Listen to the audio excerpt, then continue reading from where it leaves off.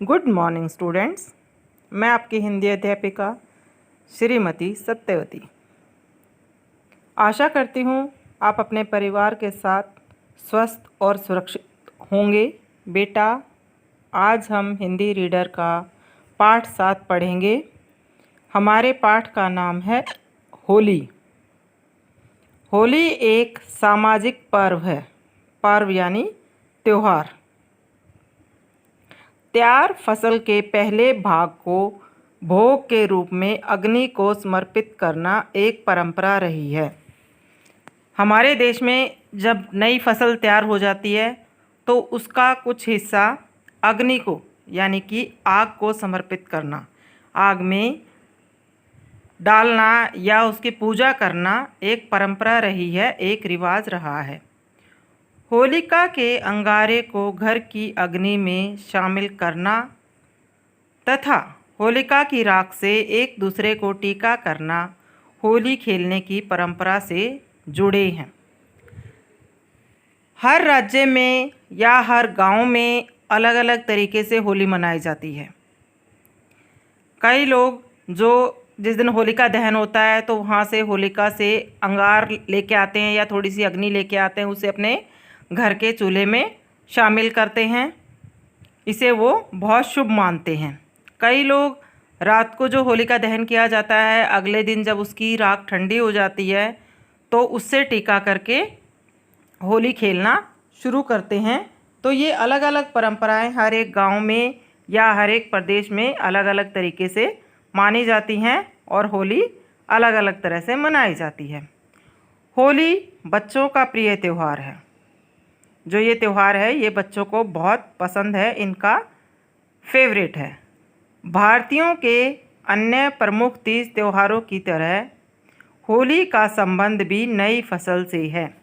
जैसे अलग अलग राज्य में, आपने पंजाब में देखा होगा वहाँ बैसाखी मनाई जाती है, आपने साउथ की साइड देखा होगा कि वहाँ ओणम मनाया जाता है, तो वहाँ पर भी वो नई फसल के पकने के उपलक्ष्य में वो त्यौहार मनाए जाते हैं। तो ऐसे ही वैसे तो होली सभी जगह मनाया जाता है, लेकिन उत्तर भारत में इसे ज़्यादा जोश के साथ मनाया जाता है। यहाँ पर जब फसल पकती है तो उसकी आहुति दी जाती है, उसे चढ़ाया जाता है, अग्नि को समर्पित किया जाता है और उस रूप में इस त्यौहार को मनाया जाता है। भारत की अधिकांश जनसंख्या खेती पर निर्भर है। जो यहाँ की ज़्यादातर पॉपुलेशन है, ज़्यादातर यहाँ के जो लोग हैं वो किसान हैं, खेती बाड़ी करते हैं। तो यहाँ की जो जनसंख्या ज़्यादातर खेती पर निर्भर है, डिपेंडेंट है। इसलिए रबी की नई फसल आने के अवसर पर, अवसर यानी मौका, जब रबी की नई फसल आती है तो उस मौके पर आने वाली होली पूरे देश में हर्षोल्लास के साथ मनाई जाती है। हर्षोल्लास यानी खुशी और जोश के साथ मनाई जाती है। होली को सभी अपने अपने तरीके से बहुत ही खुशी और जोश से मनाते हैं। होली के अवसर पर पकी हुई फसल काटी जाती है। जब होली आती है तो उस टाइम पे फसल काटी जाती है। इस नवान को होली की आग में भूना जाता है। नवान होता है बेटा नया अन्न, नया अनाज। तो उसे जो उस टाइम जो नई फसल कटती है, जैसे आपके गेहूं है, आपकी चना है, ये जो फसल कटती है तो इनको आग में भूना जाता है। अनाज की भुनी हुई बालियों को होलक या होला कहते हैं। जो इन चने की और जो आपके गेहूं की बालियां हैं जिनको भून लिया जाता है इस अग्नि में, तो उन्हें या तो होला या होलक कहते हैं। इसी से इस त्यौहार का नाम होली पड़ गया है। एक तो कारण आपको ये बताया गया कि इसमें इन फसलों को भूना जाता है, तो इन भुनी हुई चीज़ों को कहते हैं होलक या होला। इस वजह से इसका नाम होली पड़ा। आगे एक और आपको कथा बताई जाएगी जिसके कारण भी इसका नाम होली पड़ा। इस त्यौहार का नाम होली या होलिका रखने के पीछे एक दंत कथा भी है। दंत कथा यानी एक प्राचीन कथा जो चली आ रही है वो भी है। बहुत समय पहले की बात है। हिरण्यकश्यप नाम का राजा था। एक हिरण्यकश्यप नाम का राजा होता था जो अपने आप को ईश्वर मानता था और वो अपनी प्रजा से कहता था कि भगवान कोई नहीं है, जो हूँ वो सिर्फ मैं हूँ, मैं ही आपका भगवान हूँ, मैं ही आपका देवता हूँ। वह ईश्वर को नहीं मानता था, लेकिन उसका पुत्र प्रहलाद ईश्वर का अनन्य भक्त था। प्रजा को तो वो डरा धमका के मना देता था कि मैं ही आपका भगवान हूँ, लेकिन जो उसका खुद का बेटा था जिसका नाम था प्रहलाद, वो इस बात को नहीं मानता था और वो ईश्वर का बहुत बड़ा भक्त था। हिरण्यकश्यप के बहुत मना करने पर भी प्रहलाद ने ईश्वर की भक्ति नहीं छोड़ी। हिरण्यकश्यप ने उसे बहुत डराया धमकाया अपने ही बेटे को, लेकिन फिर भी प्रहलाद नहीं माना और उसने ईश्वर की भक्ति करना, ईश्वर की पूजा पाठ करना नहीं छोड़ा। इस पर गुस्सा होकर उसने प्रहलाद को मार डालने की आज्ञा दे दी। आज्ञा, हुक्म, आदेश, सिर्फ इस बात से कि उसका पुत्र भगवान की पूजा करता था हिरण्यकश्यप को छोड़कर, और वो अपने भगवान की पूजा करता था, हिरण्यकश्यप को ईश्वर नहीं मानता था। इस बात से गुस्सा होकर हिरण्यकश्यप ने अपने पुत्र प्रहलाद को ही मारने की आज्ञा दे दी। अपने जो सेवक थे उसके, उनको कह दिया कि इसको मार डालो। हिरण्यकश्यप की बहन होलिका के पास आग में न जलने वाला वस्त्र था।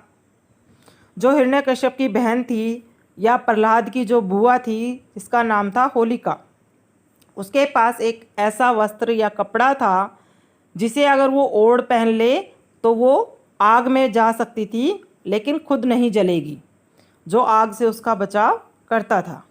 वह उस वस्त्र को पहनकर प्रहलाद को अपनी गोद में लेकर आग में बैठ गई। उसने अपने भाई हिरण्यकश्यप को कहा कि इसे मैं आग में, अब मैं तो ये कपड़ा पहन लूँगी जिससे मैं आग से बच जाऊँगी और प्रहलाद जल जाएगा, तो मैं प्रहलाद को अपनी गोदी में लेकर आग में बैठ जाती हूँ और प्रहलाद जल जाएगा, मैं बच जाऊँगी।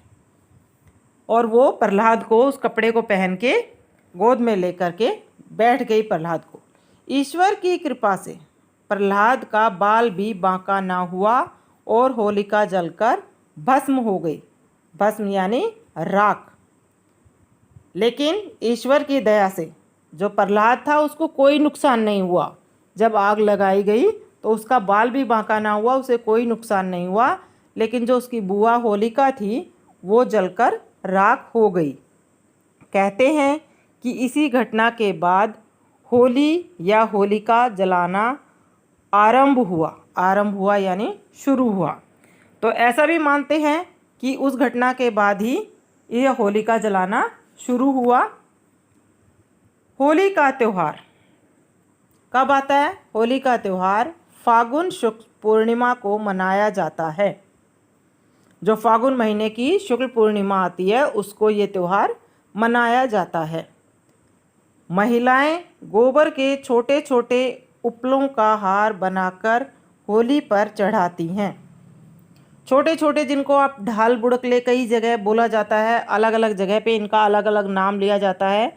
गोबर के छोटे, कई दिन पहले गोबर के छोटे छोटे चीज़ें बनाई जाती हैं, उनके बीच में से एक छेद किया जाता है और जिस दिन होली होती है उस दिन उनमें रस्सी डालकर उनकी माला बनाकर होली पर पूजा करने के लिए ले जाया जाता है। आपने अपने गांव में देखा होगा कि पहले दिन होली की पूजा की जाती है और अगले दिन फाग खेला जाता है, रंगों से खेला जाता है। आप लोग भी हो सकता है अपने मम्मी पापा के साथ या अपनी दादी बुआ के साथ होली की पूजा करने गए हों तो, और आप ये माला साथ में लेके गए हों।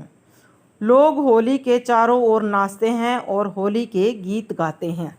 औरतें इन मालाएं चढ़ाती हैं, उसके चारों तरफ पूजा करती हैं और होली के गीत गाते हैं। मालवा में होली का त्यौहार अत्यधिक हर्षोल्लास साथ मनाया जाता है। जो मालवा में है वो जो होली का त्यौहार है बहुत ही ज़्यादा, अत्यधिक यानी बहुत ज़्यादा हर्षोल्लास, खुशी और उत्साह के साथ, जोश के साथ मनाया जाता है। बरसाने में, जो ब्रिज में है बरसाना, वहाँ की लठमार होली पूरे देश में प्रसिद्ध है। प्रसिद्ध यानी मशहूर है। बरसाना में एक लठमार होली खेली जाती है जो सारे देश में बहुत मशहूर है। होली के अगले दिन सभी आपस में रंग अबीर गुलाल लगाते हैं और गले मिलकर होली की बधाई देते हैं। जैसा कि मैंने आपको पहले बताया कि पहले दिन में होली की पूजा होती है, शाम को होलिका दहन किया जाता है, यानी होली जलाई जाती है और अगले दिन सब लोग एक दूसरे को रंग गुलाल लगाकर गले मिलकर होली की बधाई देते हैं। यह त्यौहार पुराने बैर भाव को भूलकर भाईचारे का संदेश देता है कि अगर किसी का लड़ाई झगड़ा भी हो रखा है या कोई दुश्मनी भी है तो इस दिन सभी उस चीज़ को भूलकर और प्यार से मिलने का संदेश देता है यह त्यौहार। यह सामाजिक एकता और प्रेम का त्यौहार है।